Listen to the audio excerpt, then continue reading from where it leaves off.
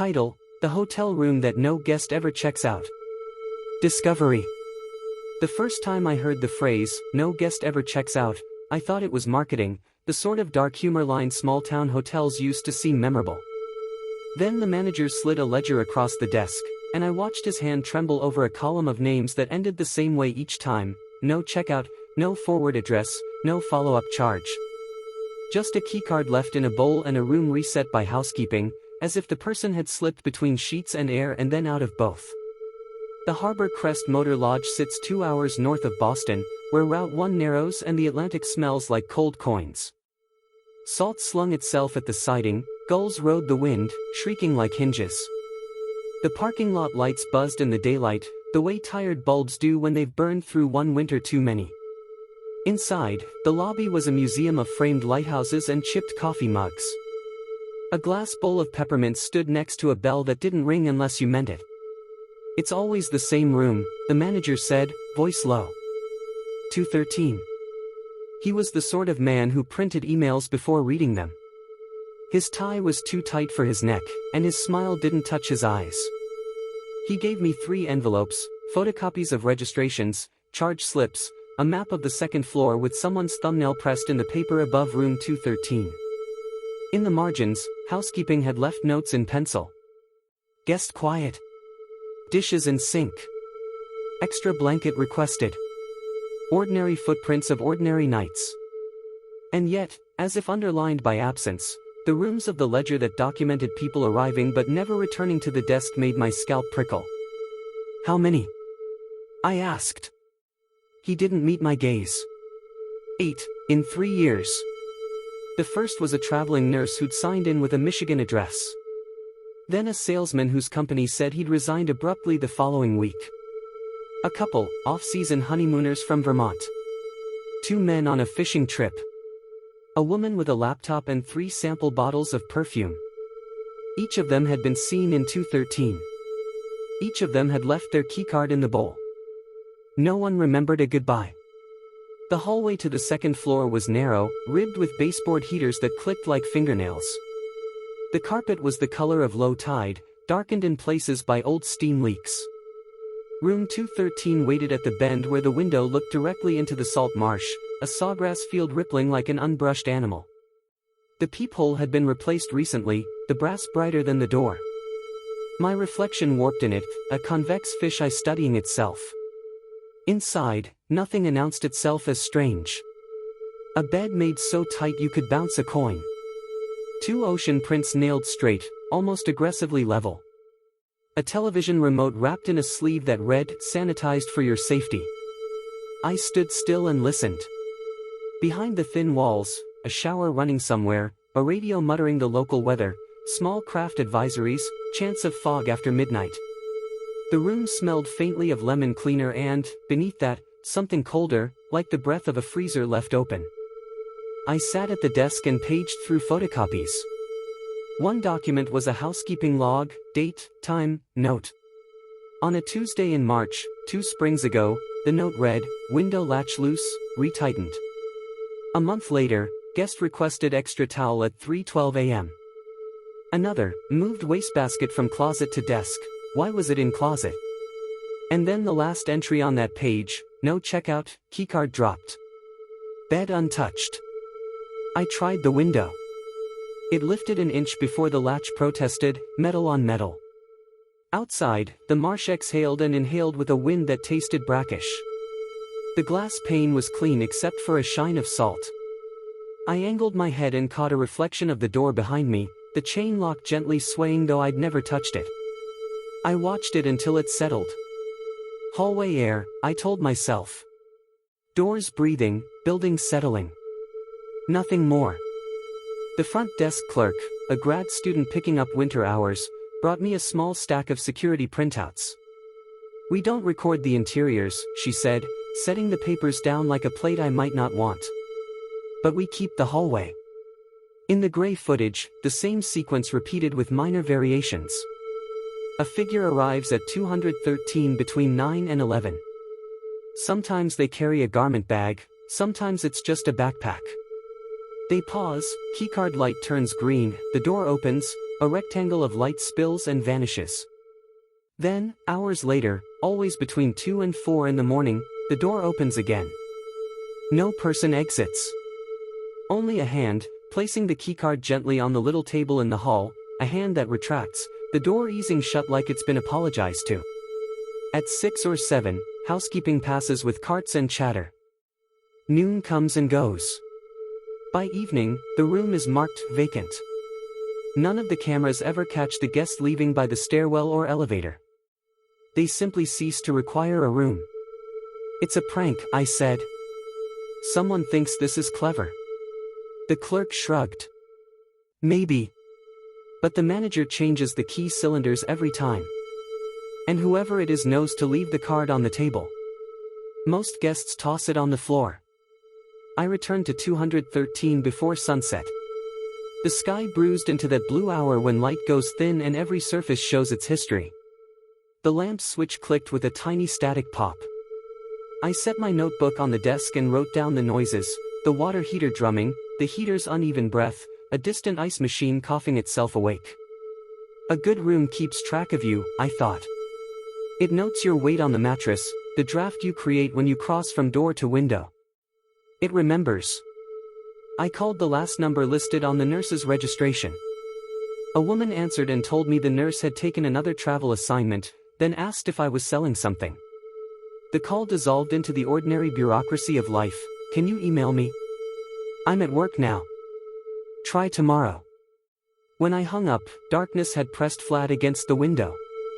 In it, the marsh was only a suggestion, the rank sweet smell of low tide now filling the room like a thought you can't quite shake. At 2:58 a.m., a soft tap sounded at the door. Not a knock, an almost polite touch, as if whoever stood there didn't want to regret having tried. I got up, but the chain lock had started its slow sway again, ticking like a metronome. I peered through the peephole. The hallway was empty, the table bare. When I opened the door, the keycard lay on the table, its magnetic stripe facing up, a single grain of salt glinting on its edge. The corridor air was still. The carpet bore no indent of footfalls. Somewhere deep in the building, a radio voice announced sunrise like a promise delayed. Behind me, the bed was still made. The pillow showed no imprint. But I knew the room wasn't empty. Something had checked in that needed nothing from a bed. And I realized, with the sudden clarity of cold water, that the only person who might not be seen checking out this time was me. Escalation. I decided to test the room the way you'd test a story, set boundaries, measure what slips past them. I asked the desk for a door wedge and got a pink rubber one shaped like a dolphin from the Lost and Found. I tied a strand of dental floss to the chain lock and taped the other end to the lamp. If the chain moved, the lamp would quiver and tattle. I sprinkled a pinch of unscented talc across the threshold for prints and balanced a motel pen on the inside handle so the slightest turn would send it to the carpet. On the desk, I set my phone to record the door with the timestamp overlaid, and another phone, borrowed from the clerk, pointed at the window. In a notebook, I wrote in block letters, 213 is an ordinary volume that produces extraordinary echoes. I underlined it once, as if the line might hold. At 9:42 p.m., a heater down the hall hiccuped back to life. At 10:17, laughter rose from the parking lot and flattened in the wind. Midnight was a neat cut, the radio voice somewhere downstairs read the weather with the same bored mercy as before, fog forming after 2. I drank the terrible lobby coffee and tried to hate the room into telling me what it wanted.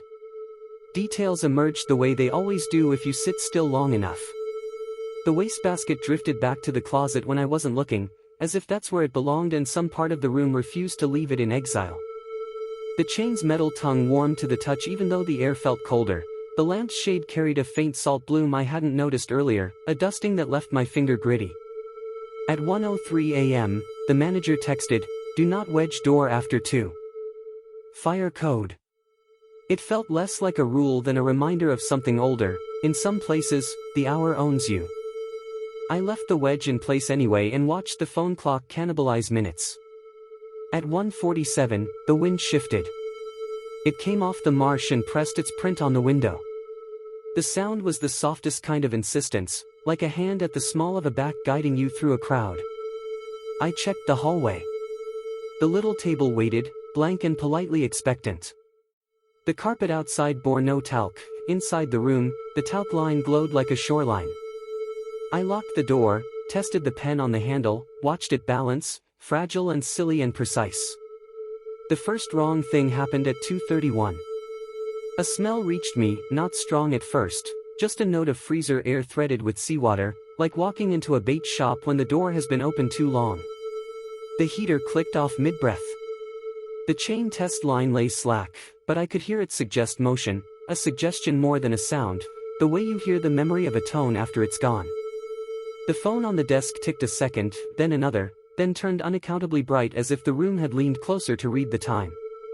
On the recording, later, this moment looks like an ordinary late hour still, a door, a knob with a balanced pen, a quiet. But I was there, and the quiet had a shape. It was the silence you get when a hospital monitor is unplugged and the room tells you something has absented itself. At 2:57, my eyes tried to betray me. They reached for the blankness of sleep with the old greedy hands of habit. I stood up and splashed water on my face from the bathroom sink. The water ran cold immediately. I looked in the mirror and saw the room reflected, bed made, window black, door, chain, my own tired eyes. When I stepped back into the main room, the pen lay on the carpet in a small, deliberate diagonal. It hadn't fallen, it had been placed, angled toward the gap under the door where talc dust made a star map in miniature. I didn't open the door. I knelt and studied the talc. A thin line, as if someone had dragged a card edge through flour, cut from the center of the room to the threshold and stopped at the wood. A matching line lifted on the hall side when I checked the peephole, just the smallest smear across the carpet's nap, leading to the table and ending exactly at the rectangle where a card would sit. The chain hadn't moved. The wedge still bit the floor. My phone's timestamp glowed 3:07. In the corridor camera footage I would receive later, nothing passed. No body, no hand.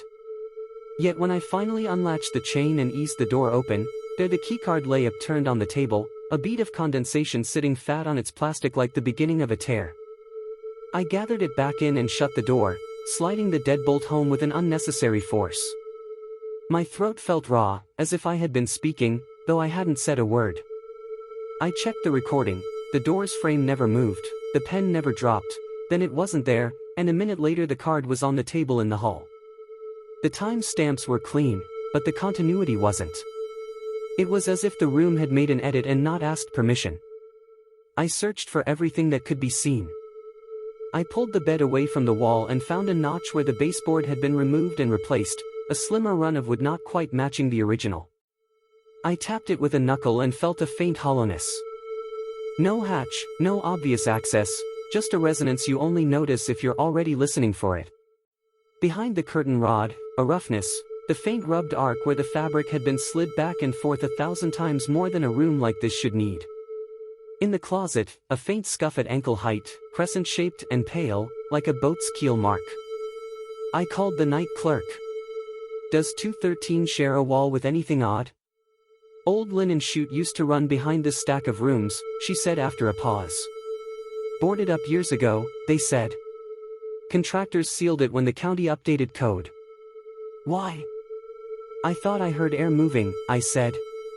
"Like breathing." She didn't laugh. Rooms remember. At 3:28, the radio downstairs murmured the marine forecast. Fog advisory until dawn. Do not attempt to navigate unfamiliar channels. I lay on top of the covers, fully dressed, the card on my palm like a small, obedient animal. The room cooled until my teeth clicked. Somewhere, a pipe rang once like a struck glass. When I began to drift, it wasn't into sleep, it was into a place that had the shape of leaving.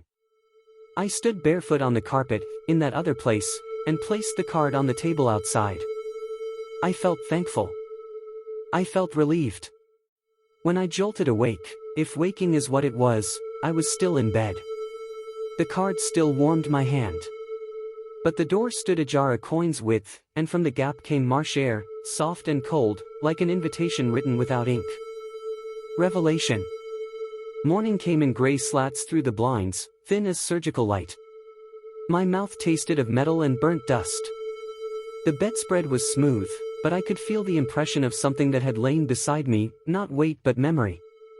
The card on my nightstand gleamed wetly though I hadn't touched it. When I blinked, the moisture was gone. The hallway outside looked harmless in daylight. A maid's cart stood parked halfway down, its wheels crooked as if arrested mid-turn.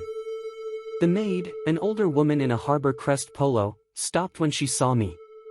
"You're in 213, she said, the words falling like a diagnosis. I nodded. She looked past me toward the open door. "You should check out early. We changed that room last." I asked why. She folded her hands around a spray bottle. "Every time I clean in there, I find the sheets tucked under the mattress corners tighter than we ever make them. Like somebody redid the bed from underneath. I used to think prank, but I'm the only one who has the master key now." Her eyes didn't challenge me. They pitted. I spent the next hour combing through the building's skeleton, storage rooms, utility closets, the sealed laundry chute. Behind the ice machine I found an old maintenance panel painted the same color as the wall. When I pried it open, air breathed out, stale and ocean sweet. The shaft behind it was narrow, bricked partway down, but the echo when I dropped a coin told me it continued farther than it should have. In the manager's office, paper records lined filing cabinets like teeth. He returned my stare with the weary patience of a man who's already told the story and won't again. "They built over the old foundation," he said finally. "The first Harbor Crest burned in the 50s. 4 people missing, no bodies. County said the marsh took them. When they rebuilt, this floor sat right on top of the old stairwell." He hesitated. 213 is where the stairs were." I left his office with that fact coiled inside me. Stairs. A descent under a room that always kept its bed made. At dusk I returned with the flashlight from my car and the thin courage of exhaustion. The hallway felt stretched, the angles slightly wrong, as if the building had exhaled unevenly during the day. The door to 213 opened before my key touched it. The room's air had changed, warmer, alive, bearing the faint iodine tang of the sea. The window, which never opened more than an inch, now stood wide enough for both arms. Beyond it, the marsh swelled and shrank with breath. I turned on the flashlight and followed its beam to the baseboard I'd tapped the night before. The paint blistered in one small patch. I scraped at it with a key until the flake came away, revealing the outline of a nailed panel. One nail was new, silver bright. I pulled it loose and the plank tilted forward with a sound like fabric tearing. Behind it was darkness, not the kind cast by shadow, but something thicker, a dark that refused translation. The flashlight's beam vanished after inches. Yet from that unseen depth came the low, repetitive rasp of moving air, slow as a sleeper drawing breath. I whispered something, maybe my name, maybe a question, and the sound went nowhere. It was swallowed whole. Then another sound rose, the gentle clatter of metal against wood. When I aimed the flashlight down, I saw hotel keycards lying in layers, hundreds of them, blank and glinting like fish scales. My hand trembled, and the beam jittered across the wall until it caught a shape beyond the pile, the faint outline of a door, smaller than a person, its edges slick with condensation. I didn't open it. I couldn't. Some part of me knew that was the real checkout counter, that whatever walked through it didn't pay or sign. It simply ceased to belong to rooms or names. I pushed the plank back, hammered the nail in with the flashlight handle, and sat on the bed until dawn bled the sky into pewter. When housekeeping knocked, I said nothing. I left the keycard on the table in the hall, its stripe facing up, the way they all did. Downstairs, I told the clerk I'd be back in a week to finish my story. She smiled thinly. Everyone says that. Outside, fog rolled in from the marsh, swallowing the sign, the cars, the entire front lot until the building stood alone, just another shape pretending to be solid. In the rearview mirror, the second-floor window of 213 stayed open, curtain breathing slow. As I drove away, my phone lit with a notification from the recording I'd left running overnight. It had stopped at exactly 3:03 a.m., 3 minutes after the clock froze, 3 minutes after the radio's forecast ended mid-sentence. The final frame showed the bed perfectly made and a figure standing by the window, its reflection bright against the glass, holding a card between two fingers. The file wouldn't play again. Only the audio remained, a breath drawn in, patient and cold, as if the room were preparing for another guest. And somewhere behind me, the Harbor Crest waited, door open, sheets smooth, vacancy sign glowing faintly blue, ready for whoever needed a room where nobody ever checks out.